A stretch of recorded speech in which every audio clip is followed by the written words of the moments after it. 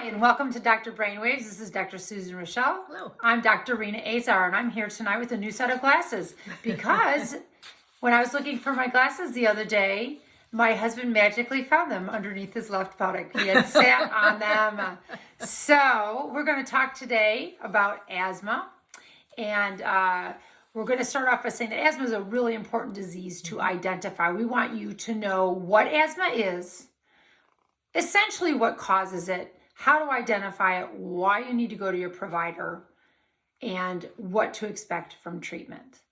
So, asthma is a disease of the airways, specifically tubes in your lungs. So this is the lung tissue, and we call this spongy tissue the parenchyma. But when we talk about asthma, we're referring to the tube. This is a trachea, and these are the smaller tubes. And that's oxygen goes into those smaller tubes, and they end up in the terminal pathway, which is going to be the alveoli, or these little air sacs, and that's where oxygen exchange takes place. So when we describe it, in fact, when I tell kids about asthma, when I describe it to them, I tell them asthma is the three S's. Squeezing of the tissue on the outside of the airways, swelling, as well as snot. And I'm talking about secretions on the inside of the airway, swelling inside the tube. So here we go. Here is the lumen, or the opening. This is a cross section of those tubes that I showed you just a moment ago. So this is the outside, which is a smooth muscle. That muscle squeezes down. So if that opening should be this wide and it squeezes, it's going to make it more narrowed. Then you can see the swelling here, and the swelling, what you can appreciate on this particular cartoon is that there's all these cells in here. And if you can see there is a tiny little opening here. That's all the space that the air can go through now because of the squeezing, the swelling, and the snot. And the snot is right here. So unfortunately, asthma is a disease that can kill you. And we know that just under 5,000 people every year die from asthma in the United States of America, which is completely unacceptable. We also know that about 65% of those are preventable. And that's the key, is to recognize what signs and symptoms to look for, and you can make that distinction. So a common symptom is going to be cough, wheezing, shortness of breath, chest tightness. Wheezing is a high-pitched whistling sound that you may hear inside the airways. Cough, when it comes to asthma, is typically a dry cough, because if someone has a lot of drainage in the back of their throat, usually you're going to hear more of a juicy cough because they have secretions there. So this tends to be more of a dry cough. And they may also have a squeezing, which they describe as chest tightness, and then shortness of breath. And particularly in a child, if they have these other symptoms, and the specialist will look and identify whether or not those symptoms are more suggestive of asthma, it most likely is an asthma diagnosis versus something having to do with the heart. So if it's a child in particular, then it most likely is due to asthma and not a heart condition. But that's also going to be part of what we're thinking about when we put the whole picture together. There are many, many triggers of asthma. And one of the most common triggers, especially in the pediatric population, is going to be allergies. And allergies are things like pollen.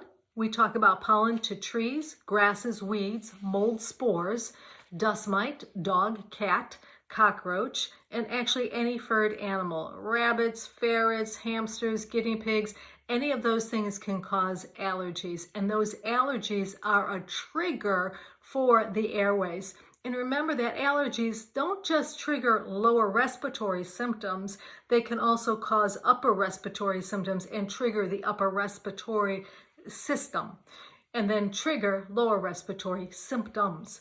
So unfortunately, that is a common trigger. Another trigger is going to be viruses, and particularly upper respiratory viruses. I'm sure many of you have heard of respiratory syncytial virus, that we abbreviate RSV, which is a common trigger. Another very common one is going to be influenza, which is why we recommend anyone with asthma to get the influenza vaccine. Previously, we told people if they had an egg allergy not to get influenza because that vaccine was incubated in egg chick embryo, but that is no longer the case. They still use egg chick embryo, but it's recommended that everybody who has asthma obtain the flu vaccine. And there was a time that they used a nasal vaccine, but that nasal vaccine was live. And so it is not recommended to use a live vaccine when it comes to treatment of or prevention of influenza when it comes to asthma. So in overview, so these are common things that are risk factors, essentially, that are associated with early childhood asthma. And I mentioned allergies, but a family history of A to B, which means a family history of allergies, or maternal or paternal, especially exposure to environmental tobacco, and that can be a problem. I mentioned viral infections, and then because the airways are smaller at birth, a person is more likely to have trouble with those airways because of the size. And as they get older, they may not have it. A low birth weight and male gender are some of the risk factors.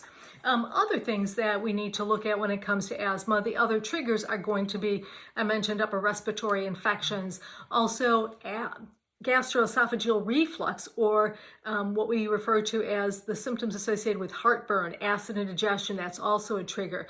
In some people, they may have NSAIDs, which are non-steroidal anti-inflammatory drugs such as ibuprofen, Bufferin, Excedrin, Goody's powder, Aleve, Advil. About 10%, in fact, less than 10% of people with asthma will have a trigger due to NSAIDs. Other things that can do it are weather changes, barometric pressure changes, irritants, and irritants are things like cigarette smoke, cologne, perfume, strong smells or sprays, diesel, gasoline, potpourris, plugins, pollutants. So you get the idea, just about anything can trigger asthma. Another one that frequently gets overlooked is hormones. So if your daughter or granddaughter or you have symptoms that are worse when you're on your menses or during your period, it may be hormonal. We know that when it comes to women during pregnancy, we refer to it as a rule of thirds. A third of the women get better, a third stay the same, and a third get worse. And typically pregnancies will repeat themselves in women who have asthma. Another one that frequently is overlooked is emotion, high emotion. And when I refer to that, I'm talking about if you laugh really hard, it makes you cough. That would be suggestive of asthma.